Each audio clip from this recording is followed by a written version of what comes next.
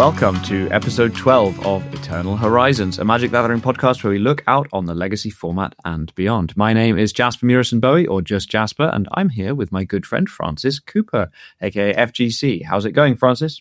I'm doing very well, thank you. It has been a hot few weeks here in the corner of Europe we live in, and yeah, I'm looking forward to some more, I guess. Yeah, it is summer. It's the coldest summer of the rest of your life. It's been a minute since we last recorded because we've both been traveling, so it's good to be back in the booth, as it were. You were in Denmark on holiday, and I've been in Germany to see family and in the States for work. But we've also both just got back from a little trip to play some Magic. So in this episode, we'll be talking about our weekend just gone at Eternal Mania in Hasselt in Belgium. Lots of different formats, lots of Belgian beer, and a whole lot of fun. We both played in a Team Trios event and the 216-player Legacy main event. Plus, you won the Vintage main event, and I top-8'd the Premodern main event. So where would you like to start things off? I think the biggest event of the weekend for most people would be the ELM, perhaps, which unfortunately neither of us did qualify for. But yes, by size, the next one up is the Legacy main. So let's start with that. Absolutely. So I played Welder Cam, and what did you play? I played Cephalid Breakfast featuring Loki. Although I believe you were also playing Loki. Correct. Yeah, I was also on Loki for this event. So two Loki decks.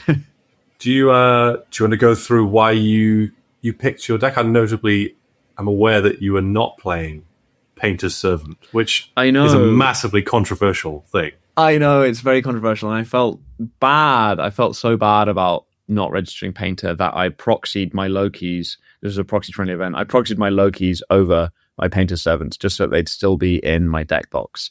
And same with some proxies over Grindstones in the sideboard, which was just mostly for me in my heart to know that they were still with me, because I regretted not being able to register. Well, I could have registered Painter, but basically the decision tree as follows. I mean, tons of stuff has happened in Magic since we last had a chance to sit down and talk. And that includes, of course, the printing of Loki and another card in that set, namely the Fantasticar, which we both, I think, have some opinions about, and those will come out over the course of this episode. We may discuss the banned and restricted thing a bit later, but we didn't want to focus on that, especially since it's not the freshest of news at this point. We're recording this on the 13th of July, so we've literally just, I mean, it's like a few hours since we got back, but yeah, we're pretty excited to be talking about things. So yeah, it's great to be talking. But yeah, so why did I pick Welder Cam? Why was I not playing Painter? And a few things went into the decision, one of which, and this is, you know, not to be underestimated in terms of my decision process, is that I just have not really been playing Magic recently in the last few weeks. I've been away, and even in the bit before that, I was just super, super busy. So I didn't really have time to test anything to my satisfaction in the meta at large.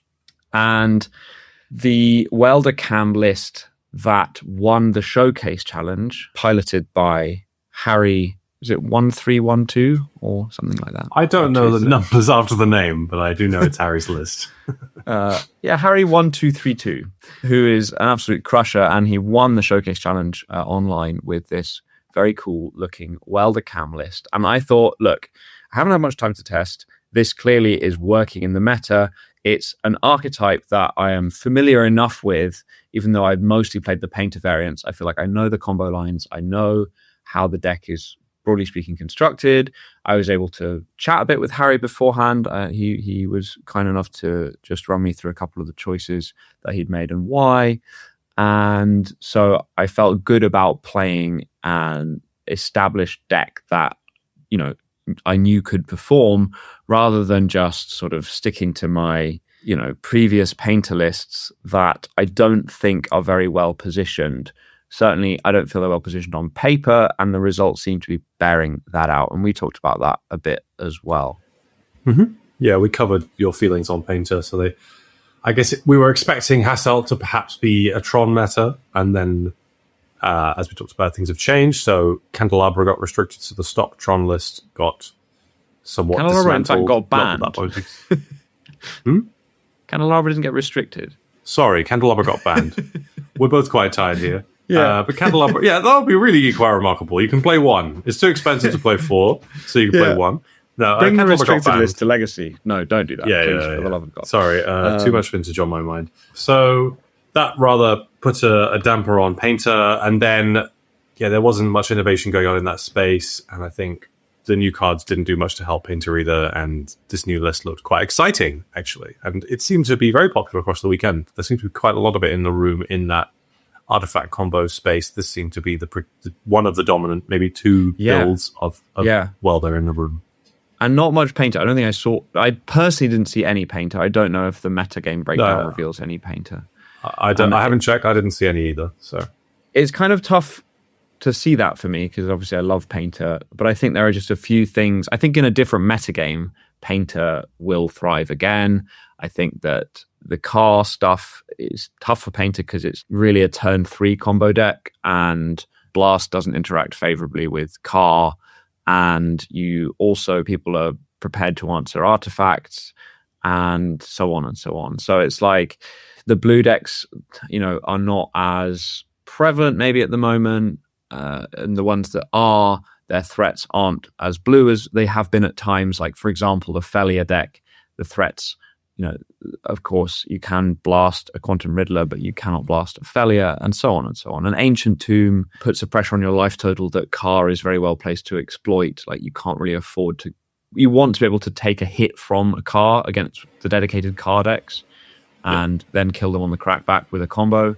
And if you're down to 16 because of Ancient Tomb, obviously you can't do that. So there are just all these little things going on, and I definitely will be playing Painter again in the near future. But for this big event with 0 prep, I just thought, let's play something that I know will be a lot of fun still, and that I enjoy playing, and that has a recent track record. Well, whilst we're on the topic of your deck, I think it might be best to go through your experience, and then we can go on to mine, and that it's separate. Yeah, that sounds good, yeah. Like I said, hadn't played much going in, so I was just looking forward to playing some Legacy, slinging some cards. Had a little warm-up in the Team Traders the day before that we'll come on to later, but I was playing old school in that, little spoiler of what's to come. So this was really just sitting down round 1. I think I played 2 practice games. I was sharing an Airbnb with our friend Jamie, so we played a couple of practice games against Cats, in which I got absolutely demolished. So sit down round 1, and thankfully don't get paired into Energy. I get paired into Dream Hall's Show and Tell. That's sweet. Dream Halls. I've not seen Dream Halls and play in a long time. That's awesome. For a Show and Tell deck, I will say it is very cool. Fine. Well, you can't go too far, but yeah, okay. What was that like? What was that matchup like? I think the Show and Tell matchups, this immediately I was like, phew, vindicated for not playing Painter, because, all of those Show and Tell matchups, when you're not trying to mill them out, and Emrakul is this free thing that gets them out of that, when you're winning in a different way, you're already happy. Plus, specifically against Sneak and Show, but it's still relevant in this matchup as well.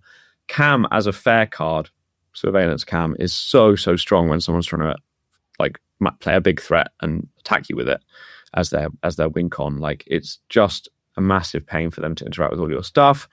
You can kill them off their own Show and Tell. There are all sorts of things that just contribute to making the matchup feel very good. And in fact, I got to play against Sneak and Show twice in the event and this Dream Hall Show and Tell list, and I won all 3 rounds. This one was closer, I think, because it is a closer matchup compared to Sneak and Show, which just struggles so much with Cam. But it kind of played out, more or less as expected in terms of just how, you're faster in theory. I have to say my opponent did get pretty unlucky in that I think in game 1 he saw like 40 odd cards and just couldn't find any payoff. Ouch. So no Atraxas, no Emrakul. But I think in that list specifically, there are not that many of those cards because you can't afford, when you're playing Dream Halls and Stock Up and Show and Tell and Omniscience, you had the Omniscience but nothing else. So it's like, Okay, that is pretty unlucky. You have a lot of air in the deck, but a lot of air, but it was air still finds something usually. Yeah, so I was fortunate to win that first game. Okay. But yeah, good start to the day with a win. And then I played against another, I have to say, almost all of my opponents were super, super friendly all weekend. I had a really, really nice time playing. The environment of the tournament was super nice. The heat was at times a little challenging, but I think overall the tournament was really nicely put together, and there were food options. There was, everything kind of around. So that was nice. My other matchups, as I mentioned, Sneak and Show twice in rounds 4 and 6, and I beat them. But round 2 was against Blue Black Tempo, which I've heard from other Welder Cam pilots that they find the matchup a bit challenging. But I don't know whether it was just returning fortune, returning luck, but it was very straightforward 2-0 as well. They couldn't really get. I think they just didn't draw Bowmasters, and that was good enough. That's the main problem card. Everything else is very manageable. Were they playing Bowmasters? Because I think a lot of Demirlists are trimming on Bowmasters in general, just because it doesn't do anything against the field of combo decks and card decks, basically, which is a lot of the metagame. So I don't know if he was. He was perhaps not actually. No, looks like no. Looking at the list. No Bowmasters. So that explains why he didn't draw any. Yeah. But it is surprising. Like, especially, I was sort of only working that out through the weekend. Yeah. Actually, this was like... it's not common. Kaito, Nethergoyf, Tamio, Strix, Murktide Regent, Pond of Thoughtseize, Flowstick, Brainstorm, Fatal Push, Daze, Forcible. That's a very clean main deck that Michael was playing. Douthie's out of the sideboard can be problematic, but you have answers to all that stuff, and their graveyard hate isn't that good. Otherwise, Fairy Macabre is not that difficult to play around. So, yeah, deck was kind of just firing. Sneak and Show, Forge, Sneak and Show, all very straightforward 2-0s. And then in round 7, we were both actually at the same record, 5-1. And we were both invited to the feature match. So that was quite fun to sit down next to each other in the feature match area. Yeah. Although, side by side.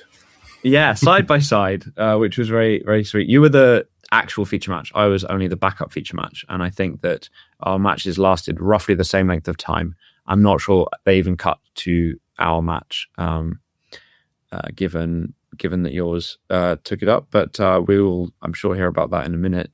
That was against Breakfast, Cephalid Breakfast. And unfortunately, that was the sort of... I at the time thought it was a win and in, which it wasn't. It was like a win and in. Nobody could have drawn at X1 in the final round. You had to go. You had to win out. We were very close to needing another round, basically. So yeah, exactly. It was very difficult for people to draw in at X1. But this was a tough match. I think Breakfast is a pretty tough matchup. They've got interaction. They've got a very fast kill. They've got a lot going on. I don't know how you feel about the Breakfast Welder Cam matchup. What do you think? I think it's pretty close. I don't live in fear of playing it, though, right? I'm not sat going, I don't want to get paired into it. I think I've got plenty of game if I play into that matchup. Yeah. And vice versa. I think maybe you have, as the Welder Cam player, like more explosive hands often. You can probably take advantage of... Yeah, maybe it's more important for you to be on the play, and you play less well on defense, I would guess. That you have a lot more fast mana, so I would say the weather's pretty close. I think there's a lot of play to it. It's a really interesting matchup. And I think both players, particularly post-board, can interact enough that you get these interesting games that are not just determined by comboing off as soon as possible. Having said that, I won a pretty grindy game 1. And then I got, I think, turn 2'd with Force of Will Surgical backup in game 2. Yeah, I think I saw some of this. Is that the one where they like surgical to see your hand, or was that the next game? No, that was that game. So it was like, okay, I had a piece of interaction. It got Force of Willed, and then they had the turn 2. And I think I joked. I was like, "Oh, you're going to go for it?" Because just the way they were playing, it was very clear that Thomas, really nice guy, had it, and I was sitting on nothing after I think it was a proactive piece of interaction that had got Force of Willed. And I sort of went, "Are you going to go for it? You're going to go for it?" Sort of trying to bait him into not going for it, but too smart to fall for that. And he also had the surgical to check that the coast was clear. So he surgicaled, found that the coast was clear, and killed me on turn 2. So that was pretty tough. And then the game 3 was an absolute slogfest. It was just an unbelievably tricky, grindy game. There were needles in play on both sides, naming combo pieces, and I think we were both drawing a little bit empty. There was kind of, I couldn't find Welder. Needle was needling Emery, and then I was drawing like successive Goblin Engineers and trying to get them into play, but I was getting attacked down by a Construct on the other side, and it was just a very complicated board state. And essentially, my rustiness came to the fore, and I misplayed on my ultimate turn. And we also had gone to time. There was a whole thing. It was super. I mean, I'm getting all my excuses, in here, but you can confirm how hot it was in that coverage room. Yeah, your opponent Thomas, who was Finnish, was comparing the room to a sauna. Yeah. Like, oh, brilliant! We've now moved through. He was like, I love it when it's cold. I don't like how hot it is here, but this room is brilliant. It's just like a sauna. And I was like, right, okay, well, this is clearly inappropriate for us to be playing Magic in then. But okay. Yeah. So I was feeling it. By the end of that round. Time was called, and I tunnel visioned on trying to win on my next turn. Even though I would have had an extra turn after that, I would have had turns 2 and 4. And I just chose a line with a portable hull. I should have removed the Construct. Should have played conservatively, but instead I removed the Needle and ended up in a situation where I got, Thomas still had to have all the answers, have them line up. But basically I just got attacked for lethal, and it was avoidable. So that was, frustrating loss, but I think a good learning experience is always one of those things where in slightly more pressured situations, obviously, the feature match and the sharp end of the tournament, etc., one makes mistakes sometimes, and it happens. And I went into the next round thinking, what could have been, but was really keen to make sure to just reset and enjoy the last round again, because I had enjoyed it. It was a great match, you know what I mean? It wasn't it was just important for me to try and reset into the next round and not carry the mistake forward, and just finish the day on a high. So of course I got paired into Jon Larsen, also on Cephalid Breakfast. So it's lose to Breakfast, get paired straight into Breakfast. One of the best legacy players in the world, obviously reigning ELM champion. Yeah, and Eternal Weekend champion. Yeah, of course. Eternal Weekend. He won. Yeah, okay, fair enough. Eternal Weekend champion as well. Jorn's great. We hung out quite a bit over the weekend. In fact, I lent him some cards because he audibled from Breakfast to Welder Cam for ELM. So he played Breakfast in the Legacy main and Welder Cam in ELM. He managed to top 4 the ELM with Welder Cam. I lent him 2 copies of Pinnacle Emissary and some proxies. Wow. That's how desperate things were as far as trying to acquire cards from vendors. But a proxy Rip Apart, I always forget the name of that card. I always think it's called Rip It Up, but it is in fact Rip Apart. Flip it or rip it. And Flip It or Rip It, and Filigree Silex. Anyway, so we hung out a bunch. But we also played in that round. That was my last round of Legacy for the day, for the weekend. And I won 2-0. So that was a nice feeling, a nice way to end the day.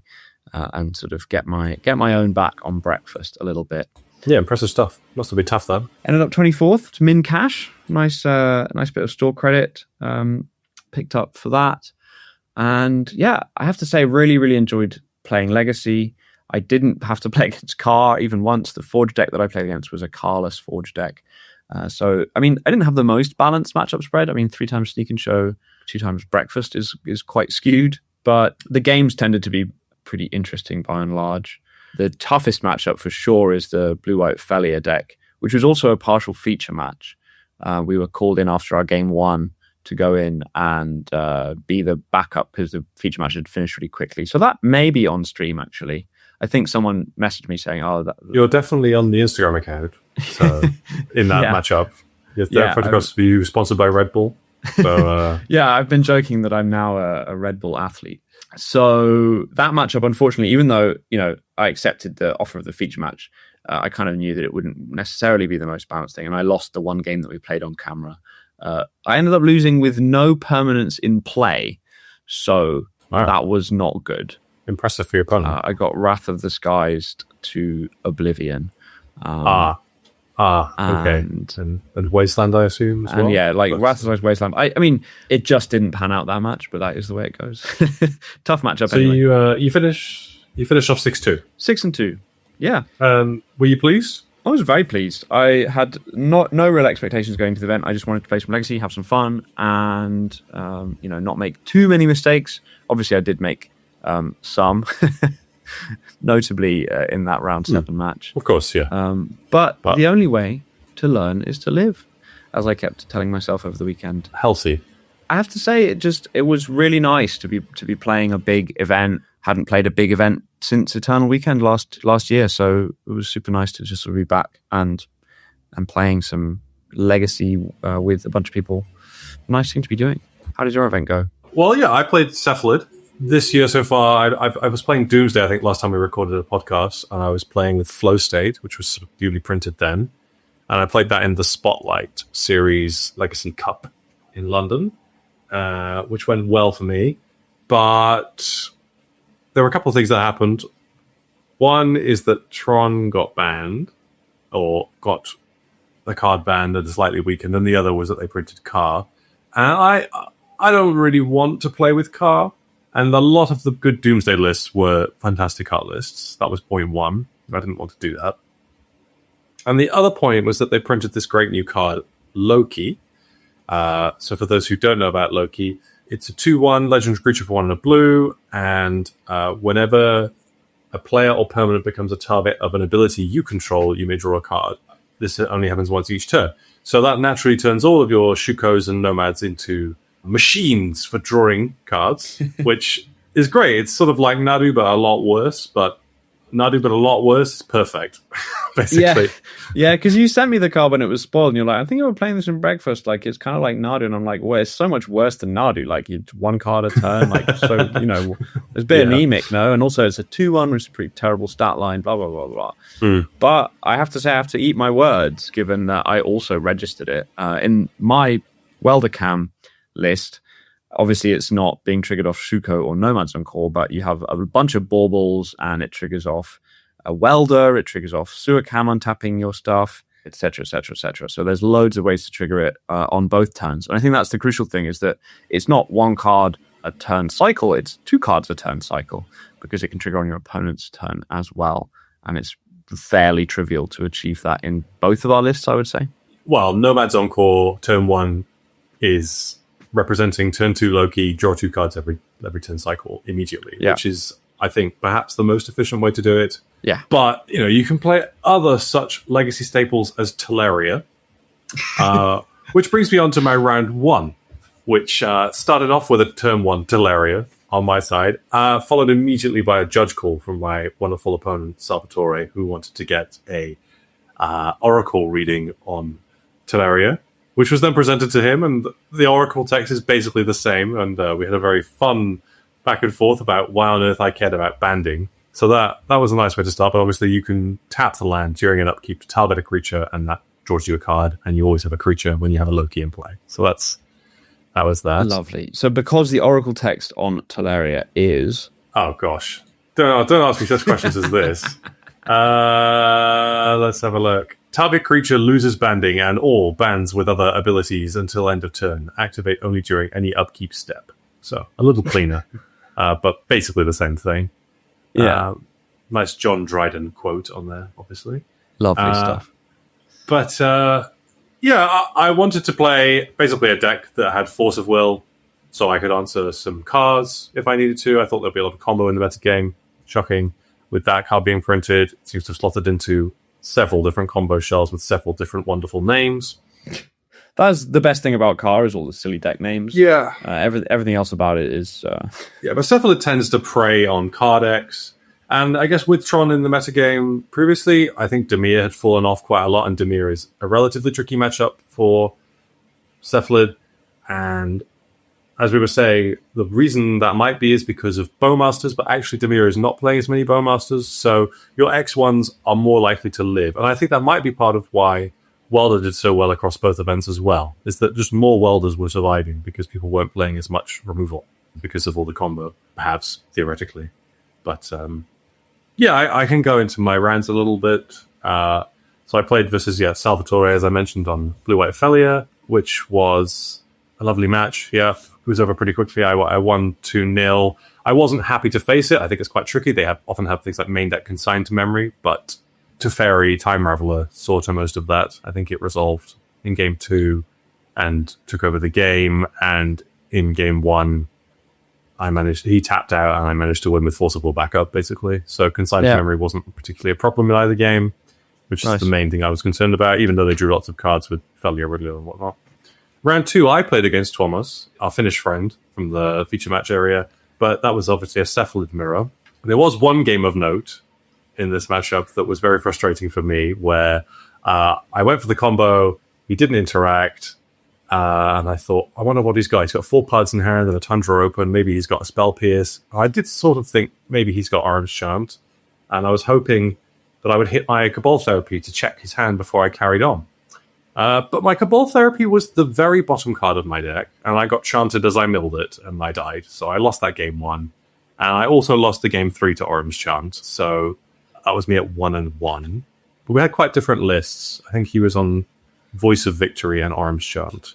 So you got chanted as you milled it, as in he chanted you in response to the final activation. Yeah, he counted my last cards, and as I put the last trigger on the stack, he chanted me. But it was the very bottom card of my library, basically. But could he not have chanted you in response to the therapy anyway? He could have done, yes. Right. It didn't really matter. Yeah. So I couldn't cast any spells, right? So so he could just chant response to therapy. But yeah, it's a very good card in the mirror. Could you not have gone for Dread Return? That's interesting. Yes, I would have had 2 Devotion. But he could have had Swords to Plowshares, which I think is more likely in the main deck. Well, was it Shuko combo or was it? It was a Shuko combo. Right, okay, yeah. Tough stuff. That was tricky. So we both lost to Thomas. He's the Eternal Horizons killer. He is of the weekend for sure. Lovely player, nemesis. Though. No, very, very, very good player. Yeah, very good. I'm going to go through these because there's obviously a lot of rounds. Round 3, I had a wonderful match actually versus Martin, who's Martin on Magic Online, I believe. He was playing Green-White Depth. He commented he's a fan of the podcast. So, Martin, if you're listening, thank you for the wonderful games. It was a pleasure to meet you. I really enjoyed it. And it was a very close 3-game set. Game 1, I think I forced a Reclaimer and had a quick combo kill afterwards. And there wasn't a lot of pushback. I think he had a Scythe Cat Cup pressuring me, but I was able to combo. I lost game 2. I don't have very many notes. Game 3 was really interesting for me because I was sort of feeling like I might combo and had 2 Nomads to sort of play around Swords to Plowshares. But the turn before I would have been able to play Cephalid with 2 Nomads in play. He cropped twice. Once for Tabernacle and once for Wasteland. He did it in his main phase because I had Teferi in play. And that meant that because I didn't have another land in hand, and I'd drawn an Oracle and a Narcomoeba, as well as the Cephalid, I couldn't... It basically meant that I had to keep paying for both Nomads because I needed them both in play to combo and therapy myself because I'd also sided out a Narcomoeba to get the Oracle in my graveyard. Oh, no. So so the Wasteland plus Tabernacle meant that I couldn't combo for sure at any point. So there were several turns where I was deciding, do I pay? What's he going to do in his turn? And he got to the point where he'd resolved a Knight and a Sylvan Safekeeper to protect it, and I wouldn't have been able to combo the next turn after that. So I had 1 turn left, but I drew Brainstorm, so I put everything back in my deck and cast Cephalid, basically. And I had the Teferi in play still, so that ended the match. But I got very lucky to draw the Brainstorm, basically. So yeah. Brainstorm good. Yeah, Brainstorm's a great card, and it's especially good if you have loads of terrible cards in your deck, like Narcomoeba. But... Yeah, one of my breakfast opponents brainstormed back a Narcomoeba to then surveil it in, which I always think is a beautiful line. Chef's kiss. I would recommend fighting over your Cephalid opponent's brainstorms if you can. It's better than you think. Often you look at your hand and you're like, "Oh, I'm dead. Draw brainstorm. Oh, you're dead." That's very common. That's a good point. I do like when I'm playing lots of blasts. I do like blasting brainstorms from combo decks. I wouldn't do obviously it's contextual. I wouldn't do it against a fair deck very often, but against combo decks, I feel like it's difficult to fight when you don't... Brainstorm lets you decide the terms of the engagement, right? And if you haven't resolved it yet, you haven't decided the terms of the engagement yet. Even if there's not stuff that you desperately need to put back, like in Breakfast against Storm, that they want to know, they want to be able to count stuff before they decide how they're going to sequence their stuff. And if if you just sort of trip them up, it makes them stumble sometimes, and that can be enough to open the window for a win.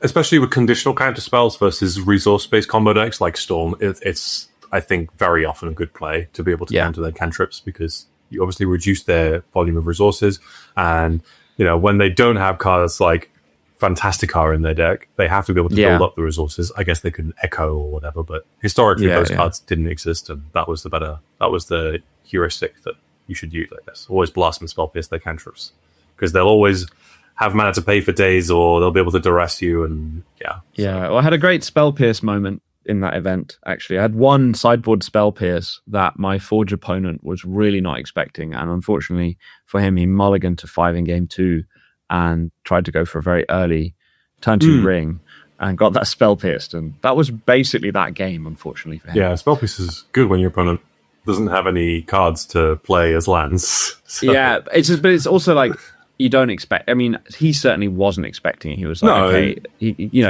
kept the hand based on the strength of making an early ring, which makes perfect sense, right? But then, to be lucky enough to have the one-off spell pierce was very satisfying. Let's put it that way. Next up, I played against Connor from Galway on Demir Tempo. There were a group of Irish players in the room who'd come over. I think I played against another one of them later, and it was lovely to meet them. And their stories of traveling around Ireland, playing all of the legacy events they can in prep for ELM for, one of the players at least. Yeah, at this point I hadn't quite realized that maybe he wasn't playing Ultra Bowmasters, and I played around it the whole match, and he didn't.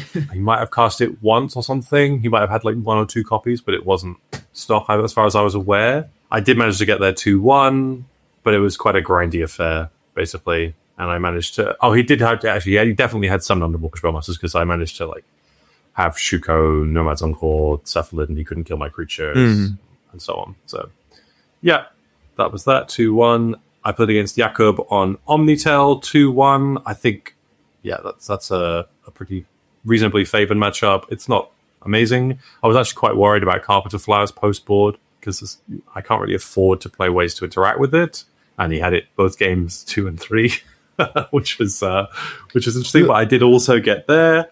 Game 3 was particularly he had a double Grafdigger's Cage hand and a Carpet of Flowers, and I just let them all resolve, and I saved all my counter spells for his threats, and one with a Tamio attacking with a Construct.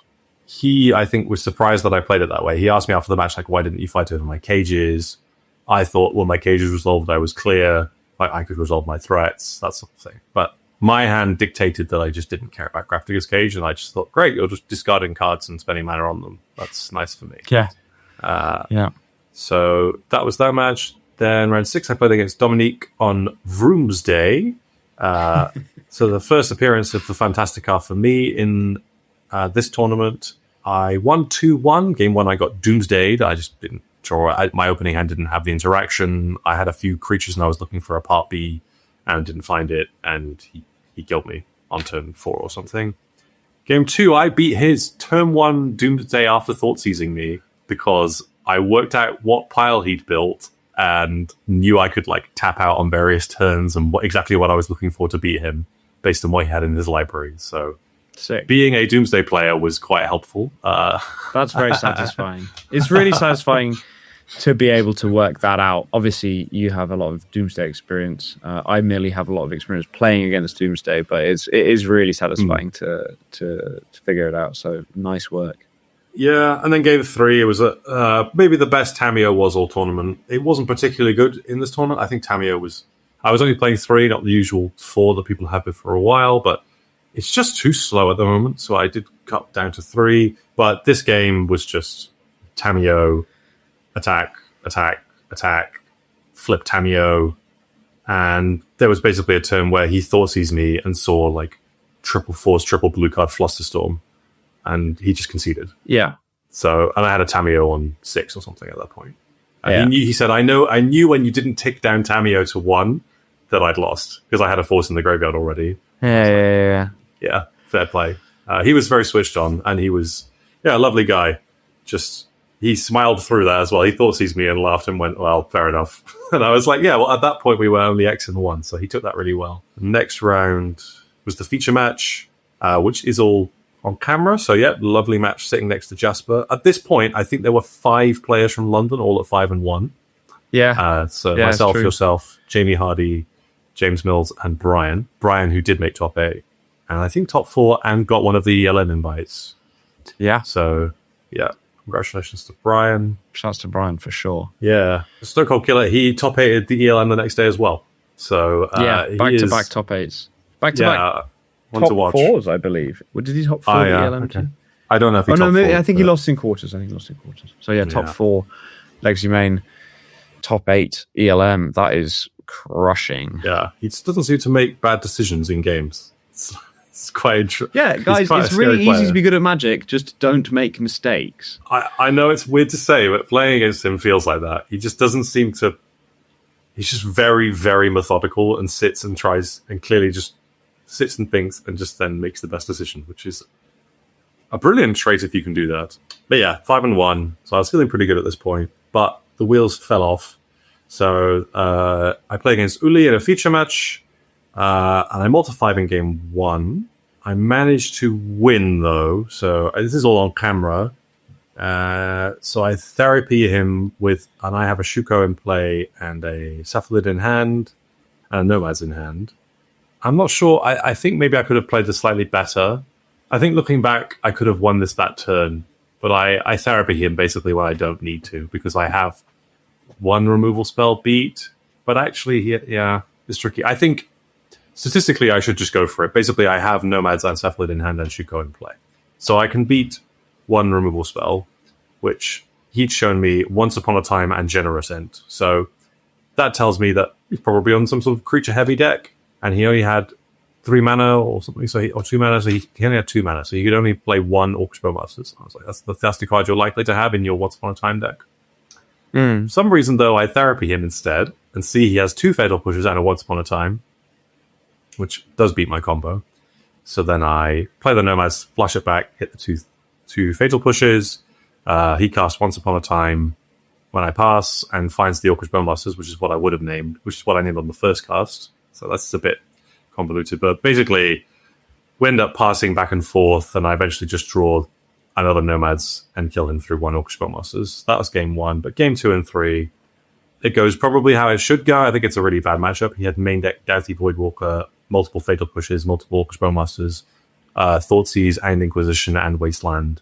And he doesn't miss, really. I set up multiple turns where if he doesn't have anything when he draws for turn, then I win the next turn. And every time he drew what he needed, you could watch it on stream. Sometimes it do be like that. I will probably go back, and I haven't obviously watched any of the coverage of any of the events just yet, but I'm hoping to go back and watch some of the VODs. So I'll probably go and try and find that. But yeah, sometimes I'm afraid it does seem to be like that. Very unfortunate. Yeah, I spoke to one of Uli's friends, I think, who was watching the stream, and I was like, well, he just didn't miss. He just drew good cards. And his friend was like, yeah, I know, I watched. And I was like, okay, then, fine. So that was a shame, because, yeah, then I was X2, the same as you were. And my last round I played against Robert, who was one of the Galway gang, and he was also on Vroomsday. We split the first 2 games. But he was on the playing game 3 and led on Dark Ritual, Fantastica, Force. I think he forced his own Landau Diamond to trigger the car. So if I had a Force, he would have forced my Force and played LED, so triggered the car anyway. So I needed double Force, double blue card to beat his opener. And that really, that was the tournament. So I went 5 and 3. It was a little bit of a disappointing end, but Robert was lovely, as were all my other opponents. I had a great time, and there were some brilliant matches, and I was very happy with my deck, so I couldn't complain. Yeah, fair enough. I mean, unfortunate to go from X1 into X3, but it sounds like it was close and interesting as well. I think the most surprising part was I lost on table 8 in the last round, but then my placing was 41st. Oof. Which was, I couldn't believe it. I thought, maybe I'll bet top 32. I was on table 8. Nope. So, yeah. You got to win your last round, mate. You got to win your last round to make clearly that's where I should have just, should have double won force it. on the blue card. Like, yeah. I agree. Fantastic, RA. What a card. It's funny that like I picked my deck on the basis of thinking, I can beat that card, even though it's a non-Force of Will deck. I still just felt reasonable about the matchup. Because you've got like, you can interact with it with cams, you also can just take 16 and untap and kill them, and so on. Didn't play against it once. So I am yet to feel the force of Ka, or the might of Ka. Oh, well, as we'll find out later, I saw many cars this weekend. Yeah, but not necessarily. I think the average amount of Ka that we both played against probably comes out about right. Given that I played against it no times and you played against it about 1,000 times. I think Ka in Legacy is one thing. Ka in Vintage is entirely another. Yes. I think that probably takes us on to the team trios. Although I will briefly say the other thing that happened on Saturday after the Legacy main event was that after dinner, a decent group of us went to a bar to watch England beat Norway in the World Cup quarterfinal. And that was a lot of fun. And that included Jan Larsen, who went on, he was out with us until 2 a.m. He got up the next day and top forward the ELM, as I mentioned earlier. So, you can have it all, apparently. Well, someone can. Yes. Yes. It was a great night. Really, really enjoyed it. One of my, the football was only mediocre, but hey, England won. So I think now we're going to take a step back in time, though, if I'm right. Oh, yeah. There's car to come, but I was in a mercifully car-free zone. I was in a pedestrian zone. Exactly. In every sense of the word, because in the Team Trios event, which was on the Friday, so the day before the main event, well, I will say I was blessed with the old school seat, even though nobody else on my team wanted it. So I found it to be a blessing. I really enjoyed playing old school. I was on a team with Jamie Hardy in Vintage and James Mills on Premodern. Thought we were going to be called Team Triple J, but then Jamie decided that because I didn't get a spot on your team, Francis, that we should call our team Team Eternal Horizons. Seems fair enough. Yeah. That's what Jamie called our team. But yeah, I had a great time playing ATOG in old school. This was probably the world's only proxy-friendly old school event. Yeah, rare thing for sure. So I was playing fully powered, just a list that I found that I liked the look of. Pretty standard, I would say. Serendip Ifrit and ATOG and a bunch of Black Vices and Angsa Mishra and all the power and 12 bolts, as in 4 Lightning Bolt, 4 Chain Lightning, 4 Sonic Blast. Just playing the ATOG burn plan, couple of wheels, etc. There are two matches that sort of stand out. One of which is the first match, which was an ATOG mirror, although my opponent was on a much redder version. And game 3, the deciding game, comes down to my opponent has to rip Wheel of Fortune into exactly Mountain, Mox, Black Vice, Lightning Bolt. And I have to not draw any burn whatsoever off my Wheel of Fortune because I've got mana open and he's at like 3 or something. So my Wheel of Fortune 7 is land, Mox, Terror. And I'm not sure that's a good hand. Obviously, my opponent Felix, who was from Team Plane Wide Fire Camp, who you also played against. So that team. Sure. Okay, yes. So he, it was all in good fun. Old school is a very fun format in that sense. We were all kind of just involved in the top deck. So it was a variancy way to lose a game, but it was pretty sick, definitely from his side. So I enjoyed that. And then the Wheels of Fortune, or in this case, the Time Twisters, came back to be on my side in the final round, it was actually only a 4-round event. There were not that many teams, but the prizing was for the top 4. And there were 2 teams that were tied on 6 points after 2 rounds, and ours was one of them. So the judges wanted us to play a 4th place playoff match, but they decreed that it would be a playoff match of 1 game in each seat. I'm not really sure why, because there were no other events going on, and we all probably would have had the time to play a whole match. But this was the rules that had been set by the judges, so this is what we did. And I played against Hawk on Esper with like Savannah Lions and stuff. There was a crucial Time Twister. I think it was a desperation Time Twister on his side, although could have been mine, but maybe it was mine. I can't remember, to be honest. But certainly he needed me not to draw any burn, and I drew like 3 burn spells and just 1 on the spot. So, you live by the twister, you die by the twister, or the Wheel of Fortune in this case. I just had great interactive matches throughout. Really enjoyed playing my deck. Didn't enjoy so much getting mind twisted for 5 and then 7 in consecutive games by the aforementioned Johan Larsson. So that was something. I definitely lost that match pretty handily. But as we've already discussed, I got my own back on him in the Legacy the next day, so that was fine. But no, old school, I think, as a format to be played in small doses, absolutely loved it. I had a great time, and I was very, very blessedly free of playing the same matchup again and again and again and again. Yes. I wonder who did that. Yeah, so I'll go talk a lot about Vintage now, because I guess we're going to talk through my teams and then we'll talk through the main. So I spent quite a few, I played a few leagues, and I played a lot of games versus friend of the podcast, Alex Ray, ahead of Legacy events in paper, sleeving up various different decks to try and beat Fantastica. I tried different variants on Gifts Breach with Lurrus, without Lurrus, Tinker with lots of control elements and very little like combo, just like Vault Key and a million forces, and various other decks. I even built a Cephalid list in Vintage because I thought I just want a low to the ground combo that can win quickly. And I thought maybe Bazaar was on the lower end of things because Dredge is getting hated out by Card, though Vine seems to be creeping back up again now. And I suspect I see what you did there. After that. But basically, the night before I left for Belgium, I thought, none of these decks are good enough. I'm just going to play Doomsday. And I just copied Discoveran's list and changed 3 sideboard cards because I wanted a Duress to beat Consign to Memory, which I thought there would be a lot of because of Car. And I didn't own an Abhorrent Oculus, so I played a Murktide Regent. And I cut the Mindbreak Trap from the sideboard, and I put a Flusterstorm there because I wanted a 3rd Flusterstorm for, like, blue mirrors, basically. And, went on my way. That was all the thinking. I hadn't played Vintage Doomsday in about 3 or 4 years. I mean, not a lot. It was the main deck I played for a couple of years, and then I moved on to playing lots of other things. So I was a little unfamiliar.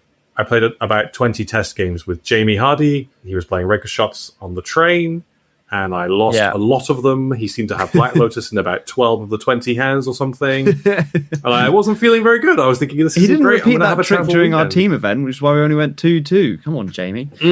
I should have said also that Mills was playing Premodern Goblins. So, we had an interesting spread.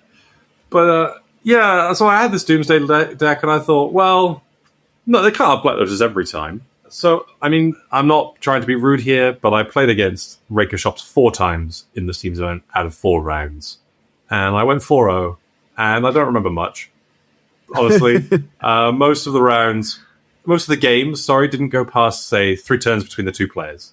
So it was extremely fast. By round 3, I was assuming that my opponent would be on Raker Shops, and I was mulliganing in the blind based on that. So I was only keeping like turn 1 or 2 kills, or like double force hands, and ideally like force plus kill quickly. And that worked, but I was thinking, my God, this is a miserable format. But I think teams rather skews what people... I mean, Jamie was not going to play anything. He was going to play Energy. That was his plan. Vintage Energy, Vintage Cats. But then Fantastic Car got printed, and he was like, well, I probably have to do that now. And then he did. Vintage, unfortunately, is not a paradise at the moment, I don't think. No. Yeah, so there were 8 teams. 6 of the 8 played Raker Shops, probably a very similar list. I didn't see anyone playing Wastelands, which I think CRK is doing, so everyone was on the City of Traitors, as far as I was aware, except for Raffaele, Log T1, who was playing like blue-white, splash-black, Lurrus, Control, and myself. I was on, Doomsday. So not much to say, really, other than, wow, what a fast format. The team I was on, probably more interesting. we'd called ourselves the Lightning Dolts because Lightning Bolt was legal in all 3 formats, and we thought it was a funny name. When I arrived after having had like 2 hours sleep, I heard this as the Lightning Dogs, and I was like, what are they talking about? Why are they calling themselves the Lightning Dogs? Woof, woof. Anyway. But yeah, I played with Alex Ray and Phil Richmond, who are my usual teammates when I travel to events. Not that I'm opposed to teaming with other people, it just seems to happen this way. And Phil was playing old school. He was playing the exact 75 I played in the same event the year before. Alex was playing Premodern, and he was playing Enchantress, which is what he played in that seat in the year before. We were fighting for the title again. We won the event the year beforehand, but unfortunately we lost in the final to Planewide Fire Camp. So congratulations to Planewide Fire Camp. Everyone was lovely. So that was the team event for me. Anything else before moving on to Vintage, perhaps? Just that I love team events, but I just think team fair events enough. Are so much fun. Yeah, one of my favorite ways to play. I always think there should be more team events, and I wish there'd been more teams in this particular event, to be fair. But yeah, I mean, I guess we go straight on into Vintage. You had all these matches against Carr. Was that good preparation for Vintage on Sunday? Yeah, the games against Jamie really helped because I'd not played the matchup before, and it let me work out the sideboard plan that I wanted to. Basically, it's not very complicated. I'd like to cut Dig Through Time, Flow State, and 2 Flusterstorms for 3 Consigned to Memory and a Steel Sabotage. I might have started cutting the basic island, actually, over the Flow State, so I just had more blue cards in my deck. Because I was hoping to high roll people. I just wanted to have Force more often, and Island doesn't cast Dark Ritual. And they weren't playing Wasteland most of the time. So I did tweak it a little bit. But it was definitely helpful to play the matchup a bunch again, so that was 4 rounds plus those test games. I did play against Raker some more, and I did play against Carr in a different build in round 1 versus friend of the podcast, Claude Schmidt, who was playing a blue Does Machines Carr build. I think he said it was a copy list from Crazy Diamond on Magic Online. I did get there 2-0. Claude unfortunately made an error, which I'm sure he'll regret for the rest of his life. In our second game, which let me win the match. Claude, it has to be said, Claude had also come out to watch the footy the night before, so there was some impairment going on. He wasn't his freshest, whereas I, a person that doesn't care about football, had 8 hours sleep and not drunk very much alcohol. Yeah, all right. So that was quite beneficial to me. But I took that match, and I played a Doomsday Mirror in round 2, and I think I could see another Doomsday Mirror to my right as well. So, an omen of things to come. So I played a regular Doomsday Mirror. Then in the next round, I played Doomsday again. So I lost the first Doomsday Mirror. Then I beat the second Doomsday Mirror. That one was with Lurrus, so they had some frogs in their deck. But, yeah. And then in the next round, I won 2-1 versus Fleshraker Shops, so car deck. I ID'd, which was a bit risky because could have not made it in on breakers, so it was a bit tense, but I did make it in, and I was the 8th seed in going into top 8, which is often a downside, but in this metagame, I was asked if I wanted to split the prizes and then play for the glory, and I sort of went, well, I'm 8th seed, and this is a die roll format. You really were pumping your fist when you won the die roll in this format, so yeah. I was like, yeah, we're splitting the prizes. I don't think I'm getting anywhere, which maybe I shouldn't have done, given how things went. Well, no, because you won. So yeah, that's true. No splits, kill them all, Francis. I know. I should have trusted in my abilities. Well, we'll come on to that. But I played a Doomsday Mirror in the quarterfinals against Jens, again from Team Planewide Fire Camp. Nice. So saw a lot of Jens that weekend. Jens was on the play as the first seed.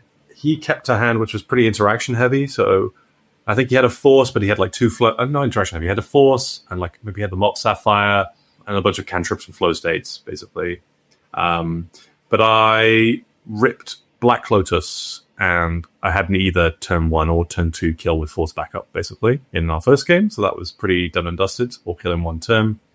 And then game 2 was actually pretty crazy in that I kind of sniffed out that he had a very interaction-heavy hand. He just kept the hand on the play, didn't do anything proactive, and I had a hand with like a Force. But I drew Black Lotus again on turn 1, And I could either kill him on turn 1 or 2 or something, so I could kill him really early, but I chose not to because he didn't do anything on turn 2, I think. He was playing very conservatively. So I sat and didn't do anything for ages. And we got to like turn 5 or 6, which is crazy. That doesn't happen. I've not had a game that long all day. Basically, I built up a hand where I had put Doomsday on the stack with Force of Will, Force of Negation, Hardcast backup. Wow. Plus a cantrip to draw into the pile. And he let Doomsday resolve with like 6 cards in hand. So I then build a pile thinking he might have a Consign and Protection. So the pile is Gitaxian Probe, Ancestral Recall, Duress, Black Lotus, Thassa's Oracle.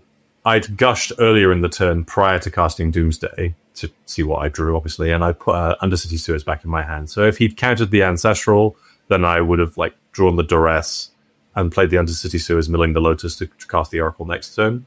And I already had an Oracle in hand as well. So I could kill the same turn. I drew the Gitaxian Probe, and his hand was triple Force of Negation, Force of Will, Consigned to Memory.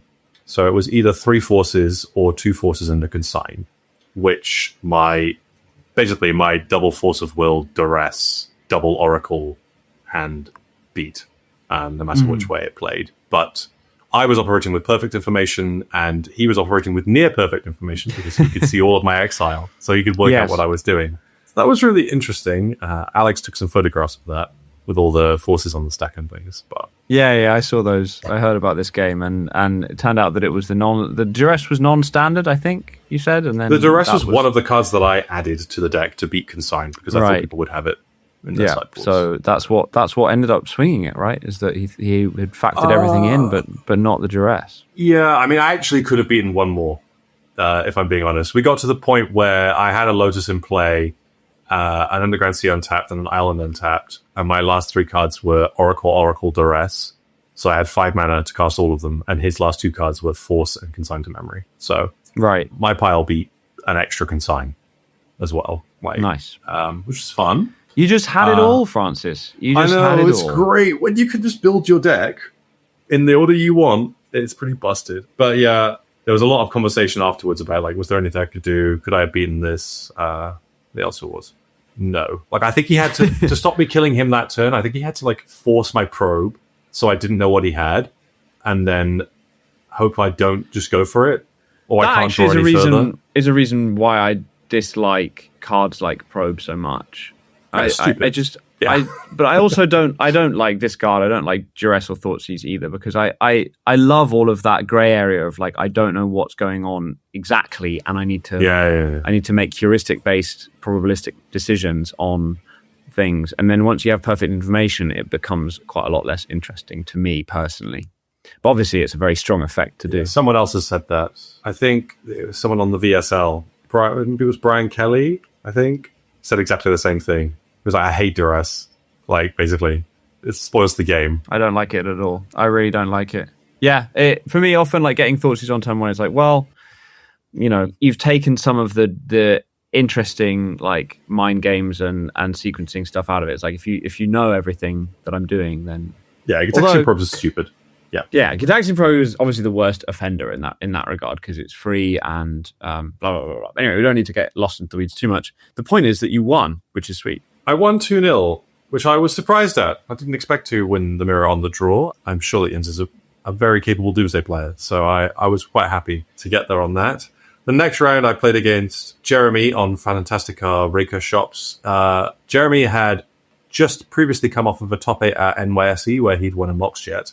Nice. So Jeremy was having a hot year, I guess, in terms of vintage events. Game 1, I believe I forced his turn 1, whatever was threatening me, and then I cast Doomsday on my turn 2, and basically built a pile that beat everything except for Pop Fantastica Attack You for Lethal, or Chalice of the Void on 2.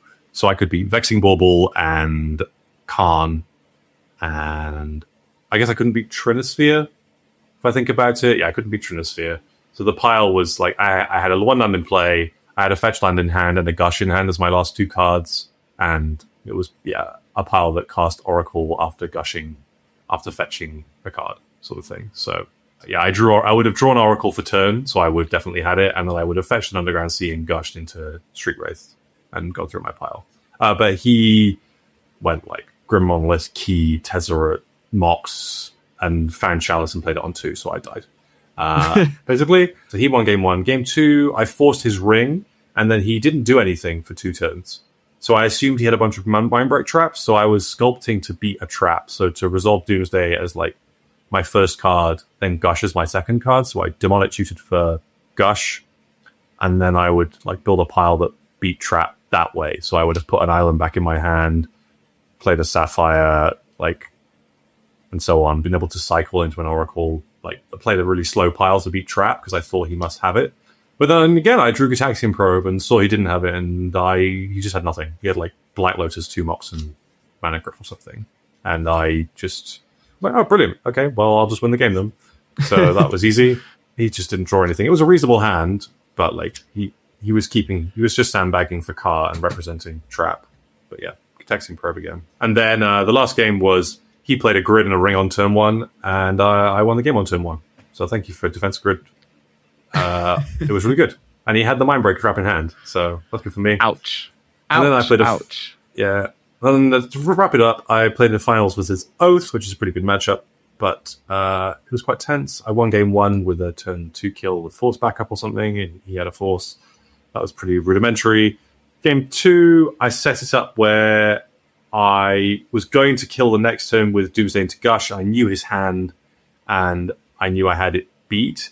And then he drew Narset. I could have even beaten Show and Tell drawn that turn, and Oath doesn't do anything, but he drew exactly Narset, which meant I couldn't kill him.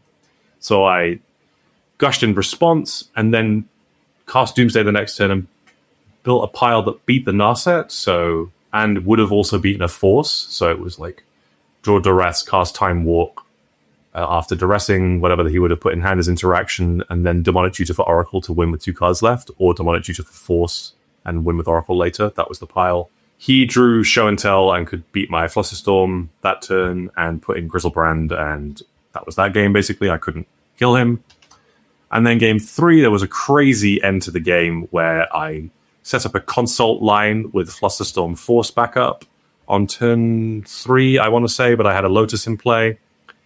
He tapped out for an Oath with giving me a Spirit, and he also had a Lotus in play, and it was basically like I consulted and named Abandon Hope, cast Oracle. He put 2 consign triggers on the stack. I flustered both twice, then he flustered back with his remaining mana, but I could pay so that I would have at least 1 copy on each consign, and then he let one of my flusters resolve. He tried to Fon my fluster, and then I forced his Fon, and that was the end of the game. So that was the end of the tournament for me. I was quite tired by that point, and it was quite complicated. That is a wild stack, I have to say. I mean, good luck to our dear listeners trying to follow that little sequence.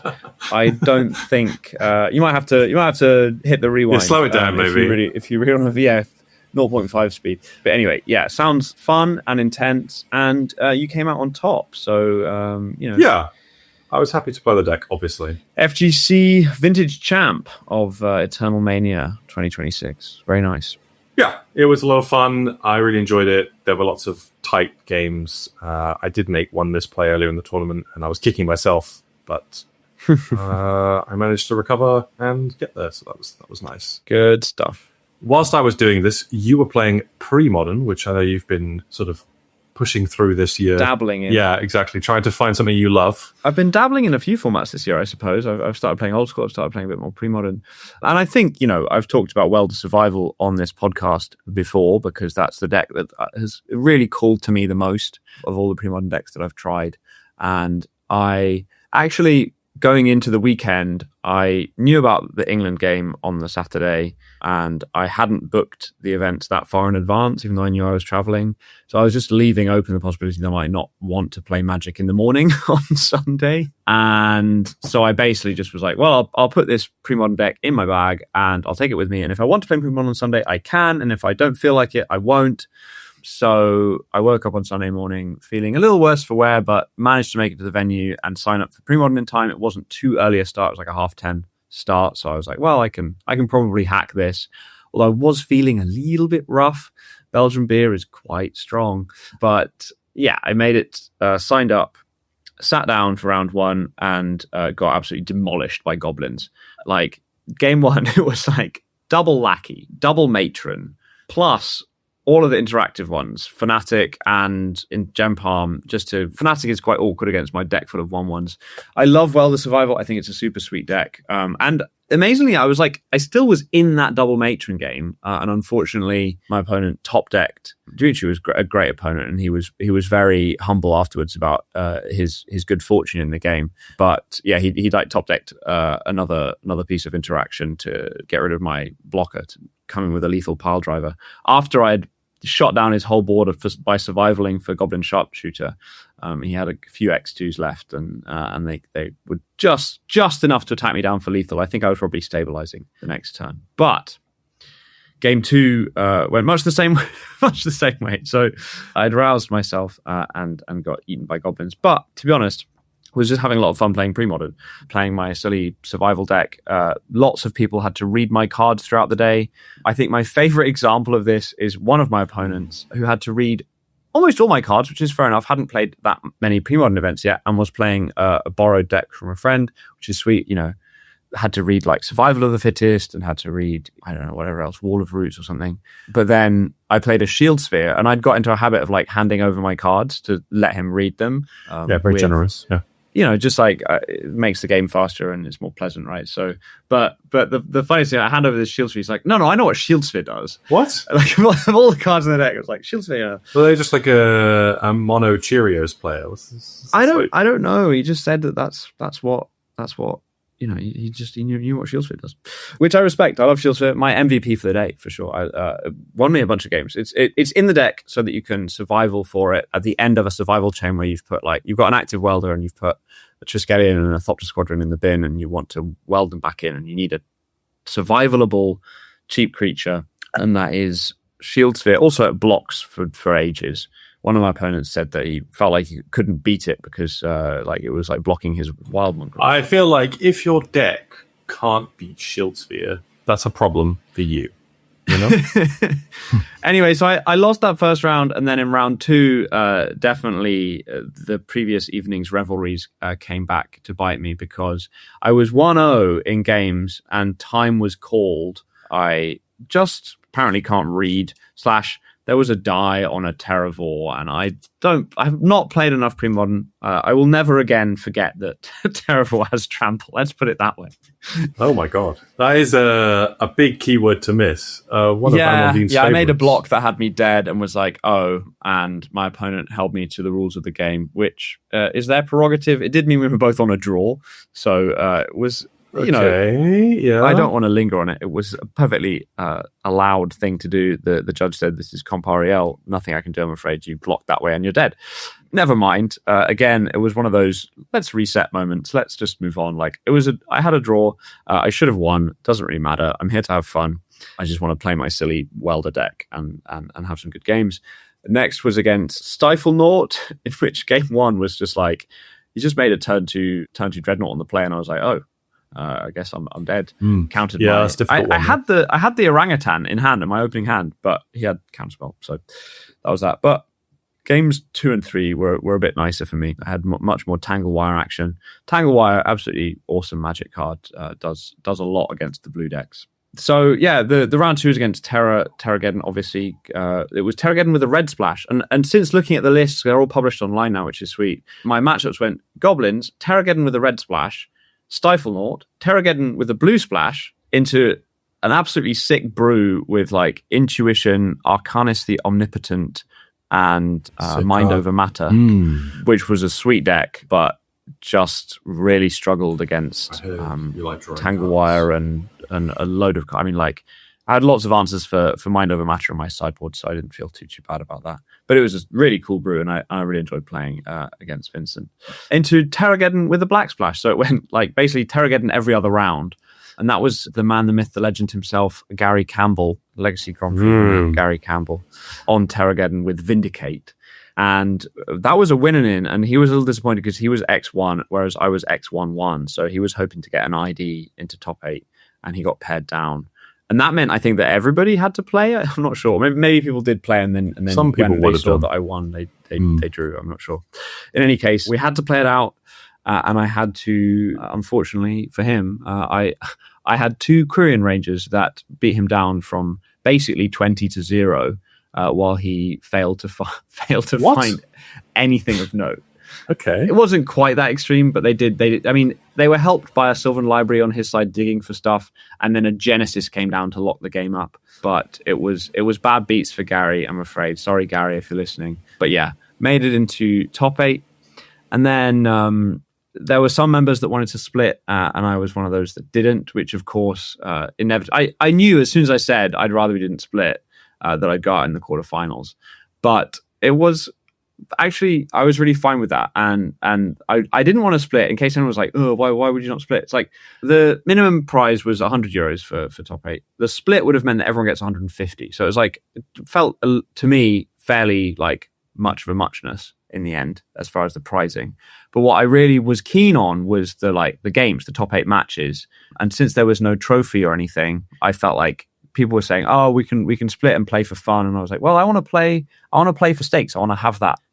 Something riding on it to make sure that I'm paying attention and make sure that I'm, giving it what I want to get out of the experience. That's, at the end of the day, one of the reasons I travel to events, I think, you would probably agree with this, is to get that, have that experience of playing in matches that have outcomes that you care about, right? Yeah, playing for stakes is certainly different to, we've all got here, let's split and play for fun.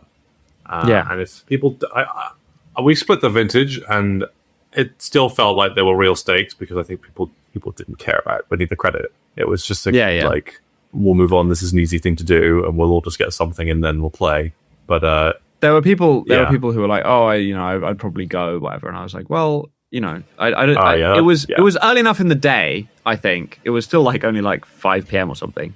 It wasn't like it was 10 p.m. and everyone has to go and get dinner immediately. Yeah, so for sure. I felt, maybe I'm coming over as a villain here. No. I think the moment someone says that they're not going to play and I want to play, then I'm not splitting.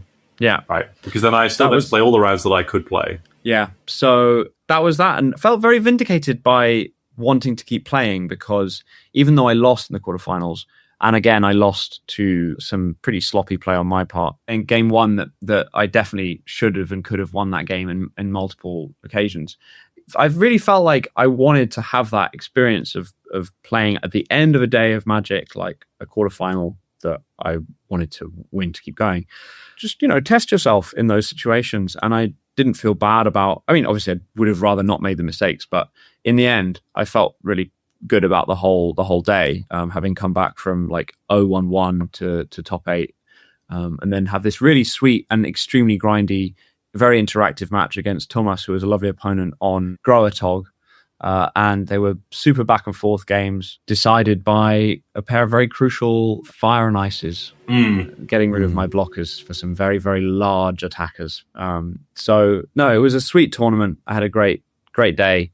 And we went out for a nice dinner afterwards, and a nightcap, and so on. So no, it was had a great time playing Premodern. Would 100% play Welder Survival again. There are a couple of fun cards that I want to try, like Junk Diver and Mindless Automaton, that has been doing the rounds in Welder Survival chats. We were talking about Werebear earlier. We were talking about Werebear as well, yeah. So there's innovation to be done in the Welder Survival space, and it's a very grindy deck. So a lot of my rounds went rather long, so that may have contributed to my to my mistakes at the end. But I really, really enjoyed it. I had a great time. Fantastic. Okay, well, that, for both of us then, quite a successful weekend, really. Yeah, I cashed every event I played in, so I can't really complain. Well, yeah, that's a great result. But in terms of, I was going to say, everyone we met seemed to be brilliant. Really good time playing, generally well-run event, and a lot of winning for both of us, honestly. And neither of us registered any fantastic cards. So, we have the moral victory as well as the actual victory. So that's always nice. Is there any other sort of highs, lows you want to mention from the event? I think I've touched on most of it at points. Belgian beer is great. Eternal Mania is a great event. You all came back from it last year saying how much fun it was, and I resolved that if I could, I would make it this year, and I'm very, very pleased that I did. I had a lovely weekend. I met lots of great people, both opponents and just people at the venue, out for drinks, etc., etc. We had a really nice, sizable London contingent at the event, which was fun as well. So, yeah, looking forward to more events, more traveling, more magic, and all of the good stuff. Bravo. Yourself? Yeah, I don't know if I have much to say. I am a bit disappointed that the vintage event hasn't been posted yet. It seems to have been left out, and it seems to have fallen out of the software. So oh no, I suspect that's not going to get posted. So slops to the pairings app is what I'm going to say. Because I think they probably have lost all the lists. Oh well, maybe you can write to them and maybe they can find those. Maybe. But I would love to see what all the lists were. Obviously, not just. It's really cool being able to look at people's lists. Like I was able to look at all my opponents' lists in retrospect. That's how I found out about all these splash colors in Terravor. Because my opponent with the blue splash was playing something kind of wild, like meddling mage and Terravor with annulls and blue elemental blasts and chills Good cards in the sideboard. Good cards. But I'm pretty hyped to keep playing. I've not come back and I'm thinking, oh god, I don't want to play Magic. I still want to be playing. Yeah, I'm thinking about Bosom Strip in Premodern, as well as Tricks. Those are some things that I want to try out whilst I continue my journey to try and find something I want to play in Premodern, because I've not quite got there yet, I think. And we've been talking about a Feto Alchemist list for Legacy that I think you're going to try at the local this week. So I'm sure we'll be talking about that some more in the future, because Alchemist combos with another new card, Hawkeye's Bow. So there's tons of stuff to discuss. We haven't really gone into the bannings. Obviously, Candelabra banned, we mentioned, and Fantastic not restricted. Not banned. Yeah, not restricted. But yeah, I think that probably about wraps it up for episode 12.